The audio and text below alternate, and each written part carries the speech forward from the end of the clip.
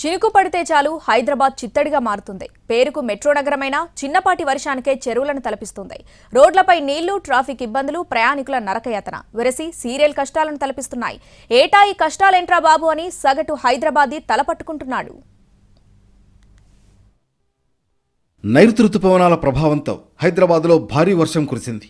భారీ వర్షానికి పలు ప్రాంతాల్లో రోడ్లపై నీరు నిలిచిపోయింది. ట్రాఫిక్ భారీగా స్తంభించింది. కార్యాలయాలు ముగిసే సమయంలో వర్షం కురవడంతో వాహనదారులు తీవ్ర ఇబ్బందులు పడ్డారు.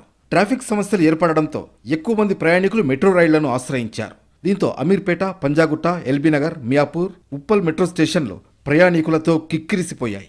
దీనికి తోడు ఎల్బీనగర్ మెట్రో స్టేషన్లో ఎగ్జిట్ మెషిన్లు మొరాయించాయి. స్టేషన్లో ప్రయాణికులు పెద్ద సంఖ్యలో నిలిచిపోయారు.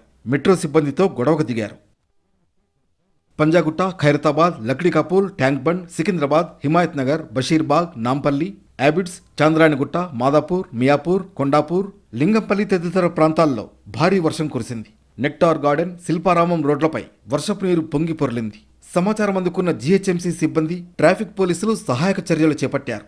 మాదాపూర్ నుంచి కేపీహెచ్బీ వెళ్లే మార్గంలో, జూబ్లీహిల్స్ నుంచి హైటెక్ సిటీ వెళ్లే మార్గంలో ట్రాఫిక్ జామ్ ఏర్పడింది. మాదాపూర్ మైండ్ స్పేస్ సర్కిల్ నుంచి ఐకియా, గచ్చిబౌలి బయోడైవర్సిటీ మార్గంలో వాహనాలు భారీ సంఖ్యలో నిలిచిపోయాయి. నైరుతి రుతుపవనాలు తెలుగు రాష్ట్రాల్లో ప్రవేశించి చురుగ్గా కదులుతున్నాయి. వీటి ప్రభావంతో రెండు తెలుగు రాష్ట్రాల్లో ఉరుములు మెరుపులతో కూడిన వర్షాలు కురిసే అవకాశం ఉందని హైదరాబాద్ వాతావరణ కేంద్రం ఇప్పటికే తెలిపింది. భారీ వర్షాలతో పాటు గంటకు 30 నుంచి 40 కిలోమీటర్ల వేగంతో ఈదురుగాలులు వీచే ప్రమాదం ఉందని హెచ్చరించింది.